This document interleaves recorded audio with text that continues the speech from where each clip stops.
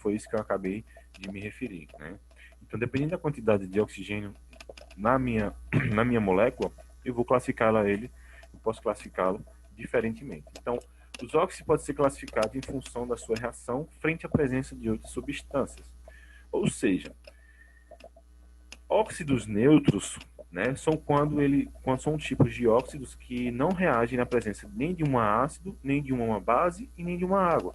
Ou seja, se eu colocar um óxido na presença de qualquer uma dessas, não vai gerar nenhuma reação. Tranquilo? No caso, um exemplo aí é o monóxido de carbono.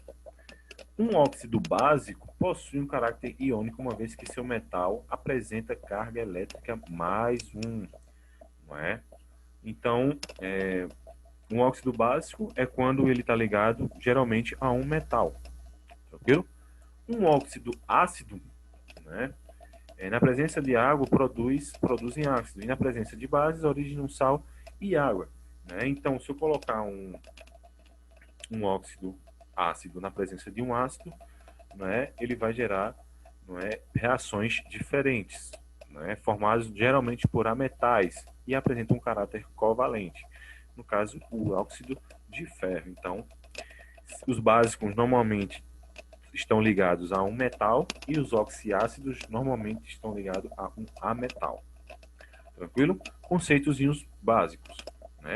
Temos também os óxidos duplos ou mistos, são aqueles originados a partir da união de dois óxidos, né, em um mesmo elemento, não é? Ou seja, né, cadê aqui? Temos aqui, ó, o óxido, né, a magnetita, né, um elemento formado através aqui, ó, de 3 moléculas de ferro e 4 de oxigênio, né? Então eles são classificados pela união entre o ferro Fe2O, não é? Fe2O2, mas então a união entre dois óxidos vai gerar um óxido duplo. É isso que eu quero que vocês entendam. Tranquilo? Mais O2. Pronto.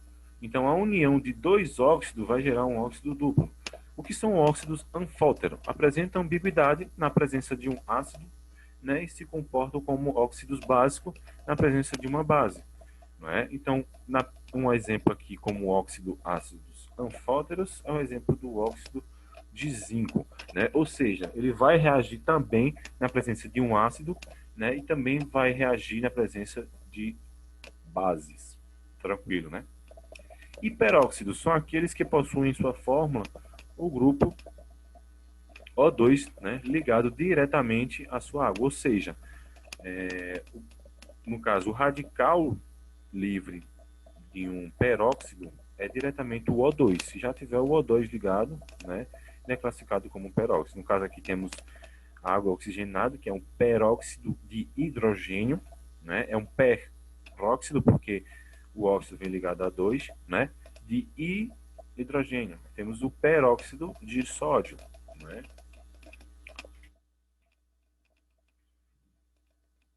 Então, para a nomenclatura dos óxidos, ele é bem mais simples. Vai apenas o nome óxido e o nome do elemento, né, do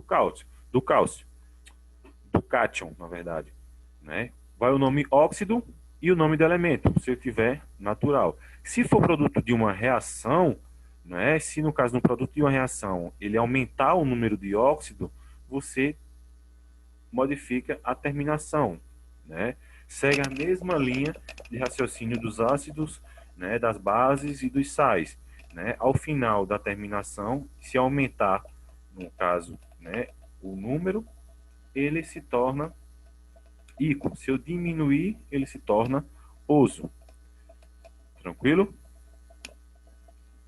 Se for de maior valência, o sufixo será íco. E se for de menor valência, será oso. Ou seja, se for F2O3, ele se torna óxido férrico. Se eu diminuir, ele se torna óxido ferroso. Né? Então tá aqui. A segunda forma de nomear esses compostos também não é pela aquela velha regrinha também, né, dos ácidos, né, que você coloca e das bases também que você pode colocar o nome óxido de ferro, não é, 2 ou então óxido de ferro 3 quando ele aumentar. Então você pode colocar em algarismos romanos. O que significa NOx? É número de oxidrilas. Tranquilo? Número de oxidação, número de oxidrilas na reação. Tranquilo, né? Deixa eu fechar aqui. Então, óxidos covalentes, a ligação entre ametais e o oxigênio, né, são formados geralmente com ametais e formam mais de um óxido. Né? A regra da nomenclatura é dada. Então, prefixo, né, mais óxido, di, prefixo, mais o cálcio. Então, temos aqui monóxido de carbono, dióxido de carbono, porque eu tenho apenas um óxido ligado a ele. Aqui eu já tenho dois, né, dióxido. Aqui eu tenho 5 oxigênio ligado, não é, a essa minha molécula. Então é pentóxido de nitrogênio. Então percebam que vocês analisando a estrutura, não é, aqui e a representação e a nomenclatura, vocês percebem que pode, não é, fica mais fácil de se entender. Nós temos aqui, ó, dióxido de silício, temos aqui duas moléculas de, deixa eu riscar aqui para vocês, aqui, ó, pentóxido 5, né? Pentóxidos de, de, de nitrogênio. Então tem duas moléculas de nitrogênio aqui ligado a esse radical. Temos aqui, ó, heptóxido de dicloro. Temos dicloro que vem duas moléculas de cloro e temos heptóxido que são 7 moléculas de oxigênio e por aí vai, né? Dependendo da quantidade dos óxidos, a minha nomenclatura deles, né, vão se diferenciando. Tranquilo? Então, os óxidos comuns no nosso cotidiano é o óxido de cálcio, industrialmente fabricado por pirólise do calcário, né, utilizado na fabricação de cal hidratado, é muito utilizado para colocar em terrenos que são muito salinos, como também na fabricação de cimento, né, coloca junto ao cimento para fortalecê-lo. Outro exemplo aqui é o dióxido de enxofre, considerado um grande poluidor atmosférico. Ele é um gás incolor, tóxico, de cheiro forte e irritante. Não é? Originado frequentemente na combustão da gasolina e do óleo diesel, uma vez lançado na atmosfera, ele se transforma em SO3. Né? Ou seja, quando se joga na atmosfera, ele se junta com o oxigênio, não é? Se junta e acaba se diluindo, se transformando em chuva ácida. Isso ocorre muito em cidades muito, né, por chama de selva de pedra, no caso como São Paulo, em cidades muito poluidoras, né? No caso, libera quantidade de enxofre no gás da atmosfera, acaba acumulando e acaba o que diz, né, com o que chamamos de chuva ácida. Outro exemplo aí é o dióxido de carbono, né?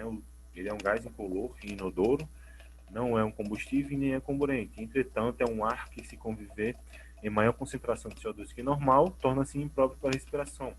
Né? Ou seja, atualmente, inclusive, a concentração de CO2 na atmosfera tem aumentado bastante, e esse fato é o principal responsável pelo chamado de agravamento do efeito estufa. Então, o que significa efeito estufa, professor? Né? Lembre o que é uma estufa. É como se eu pegasse um pedaço de plástico e cobrisse a nossa terra, né? E cobrisse São Paulo. Por exemplo, com várias fábricas jogando CO2 lá na minha atmosfera, o que vai acontecer? Temos o Sol aqui, que ele joga os raios solares que atravessam essa camada e entram na nossa camada para esquentar a nossa terra. Como forma de resposta, a gente devolve essas quantidades de calor desses raios solares para a atmosfera. Mas com a presença de CO2 aqui, ó, como é que esses raios solares vão voltar para a atmosfera, né? Lá para cima. Então eles não voltam. Então acaba acumulando aqui esse gás e a temperatura na nossa Terra vai aumentar. Né? Isso é o que dá o que chamamos de efeito estufa. Tranquilo? Seria a mesma coisa se eu chegasse dentro da sala de aula, jogasse uma lona preta por cima da sala de aula, tampando todas as janelas e todas as portas, né? E desligaria o ventilador. Então, o sol iria entrar pela janela, mas o calor não iria sair. Então, chamamos de efeito estufa. Tranquilo. E por que que o... Então, aqui nós temos, né, outra característica do monóxido, né, do dióxido de carbono, que ele também ele é ocasionado por queimadas, né, principalmente de madeiras, né. Outro exemplo aqui, né, da mesma categoria, temos o monóxido de carbono, que ele é ainda também muito mais perigoso do que o dióxido, né, formado a partir da queima incompleta de combustíveis. O monóxido de carbono ele é um gás extremamente tóxico e um dos piores poluentes do ar atmosféricos. Ainda consegue ser pior, né, do que o dióxido de carbono. Por quê? A pessoa que está exposta ao monóxido de carbono, se ele não se atentar, a quantidade de monóxido de carbono pode aumentar na sua corrente sanguínea, né? O que ele faz? Ele troca a célula, não é? Fica com mais quantidade de monóxido de carbono do que oxigênio, ou seja, ele retira o oxigênio da nossa célula. Qual é a principal reação quando a gente tira oxigênio da nossa célula? Tontura, fadiga, diminuição da capacidade física, né? Vertigens, náuseas e vômitos, né? Então, um sensorzinho desse aqui, ele não capta, né, a quantidade de, não é a temperatura, ele não consegue captar nem a quantidade de fogo na casa, mas em si ele tem um sensorzinho aqui que ele mede a quantidade de monóxido de carbono liberado naquele ambiente, né? Não é com total facilidade que tem de se ativar um, um anti-chamas desse aqui, tranquilo? Então, com isso é só, galera. Então, temos aí nossa atividade do capítulo 13. Com isso é só. E finalizamos aí, então, obrigado.